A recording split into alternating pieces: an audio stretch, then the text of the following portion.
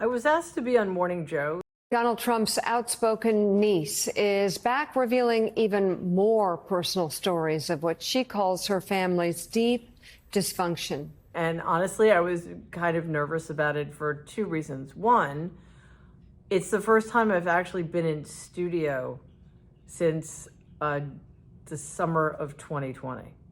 So that was a weird experience. And it was also a very different experience because the only other time I'd been in the studio was at the height of COVID.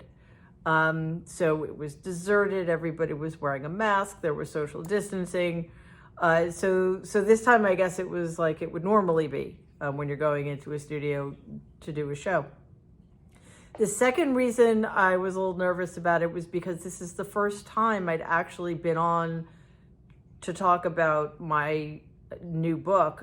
In her new book, Who Could Ever Love You? A Family Memoir, Mary L. Trump details how her father, Freddie, endured years of insults from his younger brother, Donald Trump, and his father, Fred Trump Sr. Mary describes how that abuse decimated her father, Freddie's confidence and set him down a path ultimately leading to his death at age 42, following a struggle with alcohol. And Mary L. Trump joins us now. I guess we'll start there. Thank you for coming on the show. When they first asked me, I was told that we would be talking about my new book, Who Could Ever Love You, but they would also be asking me debate questions. And since typically a hit is about 6 or 7 minutes long, you know, that's not a lot of time to get that much information in. So I was pleasantly surprised when it turned out the entire conversation was about the book. The title, who said this? That was actually from my first piece of hate mail, which I got when I was in 5th grade. Some anonymous parent had their child write a letter to my mom about what an awful person I was. And I don't know who wrote it. I don't know what the motivation was. And why did you make it the title of the book? Because I sort of how I grew up. I grew up feeling that I was not lovable, that I was not worthy of my place in the world. And pretty much like everybody else in my family, although I didn't know it at the time, I felt I had to find ways to justify my existence. But unfortunately, all of us were doing it to people who didn't care. I was at the table with Mika Brzezinski, Jonathan Lemire, and Donnie Deutsch. And, you know, sometimes you go into these things not knowing if the people are familiar with the book or if they're interested in the book. And I have to say, they were amazing. So tell us a little more, if you would, about the relationship between your father and his brother, Donald Trump. Has there been moments where Donald Trump, as president, has spoken about his brother, even with, for him, a little degree of emotion lost there? But you say that relationship was also deeply tortured. Yeah, honestly, they were so many years apart that they didn't really grow up together. My dad was almost 8 years older.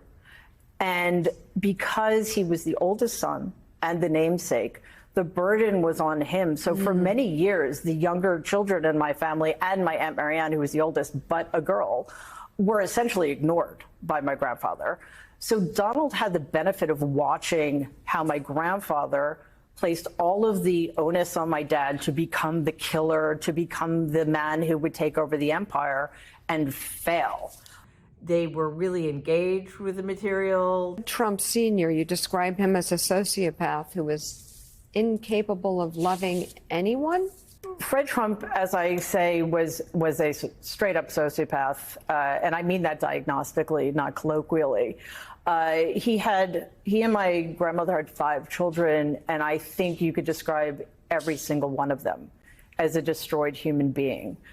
We see this with Donald, the result of growing up in a family that didn't have any love, that had no real affection, and a family in which, honestly, money was the only currency. They asked great questions. Those who don't know it, you have a degree in psychology, correct? Yeah, yes, I have a PhD in clinical psychology. Okay, so does that help give you a little bit more insight into what you were seeing? Because as a younger person, it must have been very confusing. Actually, as a kid, and I think this is true for most of us, it was normal. It's how our families Exactly. are, It's right? what you knew. Families are closed systems. It's very difficult to see what goes on inside other people's families or to compare. Yes, it wasn't until I actually sat down to write my first book that I started thinking about my family through the lens of a clinician. And it was very revelatory. I don't think it helped me in any particular way, but it helped, I think, other people make sense of what was going on. And I felt like I had an opportunity, a real opportunity, to discuss not just the content of the book, but why I think it matters at this moment in the election cycle, at this moment in American history. Speaking of Donald, is there one incident, and I know you've written about this, about him that was kind of a tell of where he was ending up as a human being? Remember anything as a young person? Yeah, I mean, he just never seemed interested in other people. It was all about what he was doing, his accomplishments, his successes, or his perceived accomplishments, I should say. And he was very much the same person then as he is now. So I'm very grateful to the crew at Morning Joe. One for making what felt like my first time in studio so comfortable and welcoming, but also for giving me the opportunity to talk about my book in a way that seemed very real. It wasn't until much later when Donald sort of leapfrogged my dad to become the president of Trump Management after my dad had worked there for 11 years. And my dad sort of fell away because of his illness and because of his perceived failures, that Donald took over the mantle. And their relationship actually became more of the conquered and the conqueror. There was never any competition. My dad didn't see Donald as competition. He was so much younger, and he knew what his role was supposed to be. So it wasn't until the end of my dad's life that it became obvious that he was completely cast off, and the only person in the family who mattered was Donald. And that was very valuable to me anyway, so. The new book, Who Could Ever Love You? A Family Memoir, is on sale now. New York Times bestselling author Mary L. Trump, thank you very much. Thanks for coming into the studio. We appreciate it. I hope you can check out the whole interview, and there will be more to come.